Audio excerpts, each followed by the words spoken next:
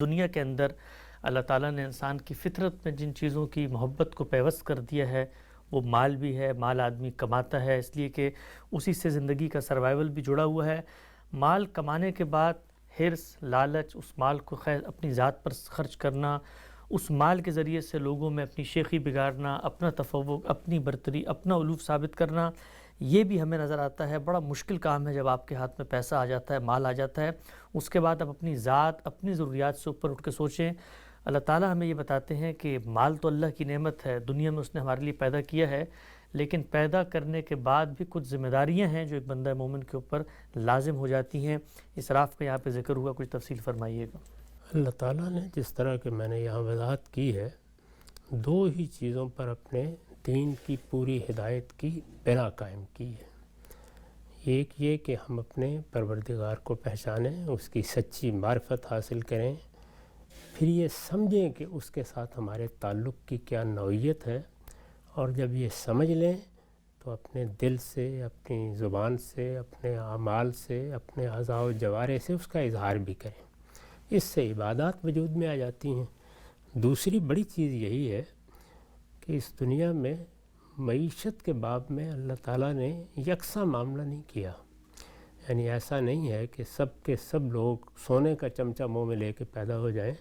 لوگوں کے حالات میں تفاوت ہے، لوگوں کو جو کچھ ماضی سے حاصل ہوتا ہے اس میں بڑا تفاوت ہے، لوگوں کی صلاحیتوں میں بڑا فرق ہے۔ اس کا نتیجہ یہ نکلتا ہے کہ کچھ لوگ اس دوڑ میں بہت آگے چلے جاتے ہیں، کچھ پیچھے رہ جاتے ہیں۔ یہ تو بالکل صحیح ہے کہ سوسائٹی کو، معاشرے کو ایسا اہتمام کرنا چاہیے کہ لوگوں کے لیے منصفانہ مواقع رہیں، لوگ اپنی صلاحیت کے لحاظ سے معیشت کی جدوجہد کر سکیں۔ اس کا اگر کوئی نتیجہ نکلے تو اس کے راستے میں کوئی رکاوٹیں نہ پیدا کی جائیں۔ یہ سب ہوگا، لیکن کس حد تک ہوگا؟ اتنا ہی ہو سکتا ہے جتنا انسان کی حد وسع میں ہے۔ اس سب کے باوصف لوگ پیچھے رہ جائیں گے۔ تو اللہ تعالیٰ نے یہ بتایا ہے کہ ہم نے یہ فرق اسی لیے رکھا ہے کہ دنیا میں ابتلا کا قانون کار فرما رہے۔ اس کا نتیجہ یہ ہے کہ جس کو دیا ہے اسے بھی ہمیشہ یہ چیز پیش نظر رکھنی چاہیے کہ یہ میرے پروردگار کی عنایت ہے، میرا کوئی استحقاق نہیں تھا۔ میں نے اگر کچھ محنت کی ہے تو اس محنت کو برابر اسی نے کیا ہے۔ دنیا میں کتنے لوگ ہیں کہ جو اپنی ساری قوت نچوڑ دیتے ہیں لیکن نتیجہ نہیں نکلتا۔ یہاں جو قوانین کار فرما ہے وہ اس طرح کے نہیں ہیں کہ ہر حال میں ریاضیاتی قاعدوں پر نتیجہ خیز ہو جائیں گے، ان میں بھی بڑا تفاوت باقی رہتا ہے۔ تو یہ میرے رب کی عنایت ہے، یہ اس کا کرم ہے، اس نے مجھے دیا ہے تو اب میری کچھ ذاتی ضرورتیں ہیں، کچھ کاروباری ضرورتیں ہیں، کچھ حال کی ہیں، کچھ مستقبل کی ہیں۔ ان سے زائد اگر مجھے کچھ ملا ہے تو یہ معاشرے کا حق ہے۔ یہی بات پیغمبروں نے بتائی ہے کہ اسی لیے انفاق، اللہ کی راہ میں خرچ کرنا، دوسروں کی ضرورت کا خیال رکھنا، بلکہ بنیادی اخلاقیات میں اس کو شامل کر دیا کہ وَإِيتَاءِ ذِي الْقُرْبَىٰ۔ قرآن مجید نے یہ بتایا کہ تمہیں اپنے اعزاء اقربا کی ضرورتیں پوری کرنی ہیں، اپنے دائیں بائیں دیکھنا ہے کہ کوئی عزیز، کوئی قریبی وہ کسی ایسی ضرورت میں محتاج تو نہیں ہو گیا جو اس کے لیے جینا ہی دوبر کر دے۔ تو تم آگے بڑھو، اگر اللہ نے تمہیں کچھ زیادہ دیا ہے تو یہ سمجھو کہ اس میں ان لوگوں کا حق ہے۔ وَفِي أَمْوَالِكُمْ حَقٌّ لِلسَّائِلِ وَالْمَحْرُومِ، اس حق کو خوش دلی کے ساتھ اور فراخی کے ساتھ ادا کرنے کی صحیح کرو۔ اسی کو ہمارے ہاں انفاق کہا جاتا ہے۔ بالعموم لوگ یہ خیال کرتے ہیں کہ ہم نے اگر زکوٰۃ دے دی تو یہ حق ادا کر دیا۔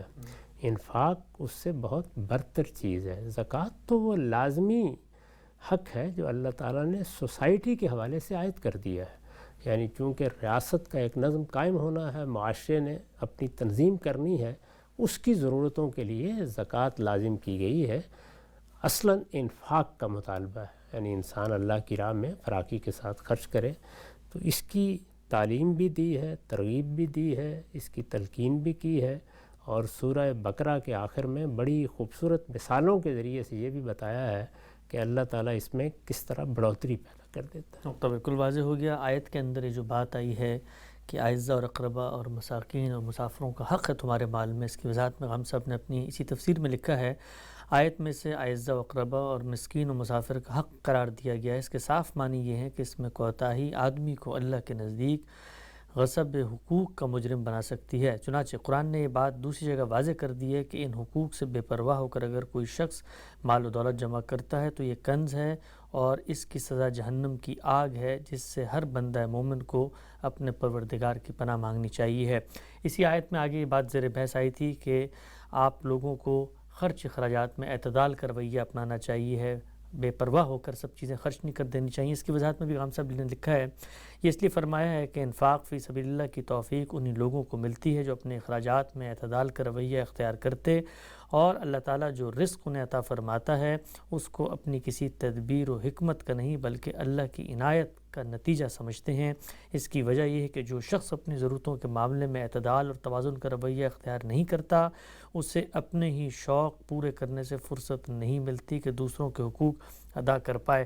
ہم سب ہم نے یہ دیکھا ہے دنیا کے اندر دولت تو اللہ تعالیٰ دے ہی دیتے ہیں، بہت بڑی تعداد میں اس وقت بھی دنیا میں موجود ہے، ان کے پاس مال ہیں، آسائشیں ہیں، اپنی ضروریات کو پورا کر کے زائد پیسہ بھی مل جاتا ہے۔ ہمارے ممالک کا حال اس سے ذرا مختلف ہے، لیکن پوری دنیا کے اندر مسلمانوں کی یہ نوعیت نہیں ہے۔ عالم عرب کو دیکھیں، ترکی کو دیکھیں، ملیشیا کو دیکھیں، لیکن مال ملنے کے بعد خرچ کرنے کا جو جذبہ ہے یہ دیکھا گیا ہے کہ بڑے بڑے امراء میں، بڑے بڑے سلطانوں رئیسوں کے اندر پیدا نہیں ہوتا۔ خرچ کرنے کا جذبہ کیا بچپن سے آدمی میں پیدا کیا جائے، ایک عادت کے جیسے نماز کی ایک عادت ڈالی جاتی ہے، اس طرح خرچ کرنے کی بھی عادت، کیونکہ کسی دوسرے پہ خرچ کرنا بظاہر کوئی آپ کو منفع دے نہیں رہا ہوتا وہاں پہ۔ جتنے بھی محاسن اخلاق ہیں ان کی تربیت کی ضرورت ہوتی ہے، تاہم اللہ تعالیٰ نے طبائع میں فرق رکھا ہے۔ بعض لوگوں کے ہاں چیزوں سے متعلق وہ لگاؤ نہیں ہوتا کہ یہ میری ہے اور اس کو مجھے اپنے جگہ رکھنا ہے اور مجھے کسی اور کو نہیں دینی ہے اور میں اس کو استعمال نہیں کرنے دوں گا۔ اور بعض لوگ ہیں کہ ان کے ہاں اس طرح کا ایک شح ہوتا ہے طبیعت میں، اس کو قرآن نے بیان بھی کیا ہے۔ تو طبیعت میں جو خرابیاں ہوتی ہیں ان کو بھی تربیت سے درست کیا جا سکتا ہے، اور جو خوبیاں ہوتی ہیں ان کو بھی تربیت سے بڑھایا جا سکتا ہے اور اعتدال میں بھی رکھا جا سکتا ہے۔ اصلی چیز یہ ہے کہ دین کی ہدایت کو سامنے رکھ کر ہم اپنی تربیت اس طریقے سے کریں، اور بچپنی سے کرنی چاہیے، یعنی والدین کریں گے، اعزاء اقربا کریں گے، ہمارا ماحول کرے گا۔ تربیت کے بغیر تو کوئی چیز بھی صحیح اصولوں پر نشو و نما نہیں پاتی۔ ہم کوئی بیج بوتے ہیں، اس سے ایک پودا نکلتا ہے، اس کی بھی ساخت پرداخت کے لیے بڑی محنت کرنی پڑتی ہے۔ دنیا میں جتنے کام بھی اللہ تعالیٰ نے انسان سے متعلق کیے ہیں وہ تہذیب اور تربیت کے مختلف مراحل سے گزرتے ہیں۔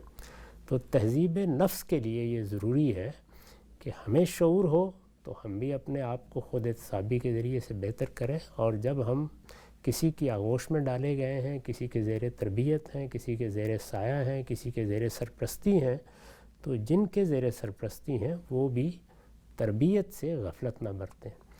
وہ بالواسطہ بھی ہوتی ہے، بلا واسطہ بھی ہوتی ہے، اس میں بعض اوقات ماحول آپ سے آپ اثر انداز ہو جاتا ہے۔ آپ کے والدین، آپ کے اعزاء اقربا، وہ خود مال کو کس نظر سے دیکھتے تھے، ان کو اللہ تعالیٰ نے کوئی نعمت دی تو انہوں نے کس طرح اس کو عام کرنے کی صحیح کی، اپنی ذمہ داریاں کس طریقے سے پوری کیں، تو اس کے انسان کے گرد و پیش میں شواہد ہوتے ہیں۔ اسی طرح سے یہ کوشش کرنی چاہیے کہ لوگ صالحین کی روایات دیکھتے رہیں، یہ دیکھتے رہیں کہ اللہ تعالیٰ نے جن بندوں کو یہ توفیق دی ہے کہ وہ نیکی کی زندگی بسر کریں، انہوں نے کیا رویے اختیار کیے۔ اس میں صحابہ کرام کی مثالیں لوگوں کے سامنے رہیں، وہ بھی تربیت کا ذریعہ بنتی ہیں، اور آپ کی برادری میں، آپ کے علاقے میں، آپ کے تعلق والوں میں، آپ کے اساتذہ میں اچھی مثالیں موجود ہوں، وہ بھی اثر انداز ہوتی ہیں۔ پھر سوسائٹی میں جو لوگ نمایاں ہو جاتے ہیں، وہ علماء ہوں، وہ سیاستدان ہوں، دانشور ہوں، وہ کیا مثالیں قائم کر رہے ہیں۔ تو یہ ساری چیزیں مل کے انسان کی تربیت کرتی ہیں۔ تربیت تو ناگزیر ہے، لیکن سارے انسان یکساں نہیں ہوتے، جس طرح کہ میں نے عرض کیا، ان میں اللہ تعالیٰ نے تفاوت رکھا ہے۔ تفاوت کا لحاظ کر کے کبھی کسی چیز کو بڑھانا پڑتا ہے، کبھی کسی کو گھٹانا پڑتا ہے، کسی میں توازن پیدا کرنا پڑتا ہے، اور کسی چیز کے معاملے میں ذرا زیادہ محنت کرنا پڑ جاتی ہے۔ یہی وہ طریقے ہیں جو اللہ تعالیٰ نے بندوں کو سکھائے ہیں، اور اس سے علم بھی بڑھتا ہے اور تہذیب بھی آگے جاتی ہے۔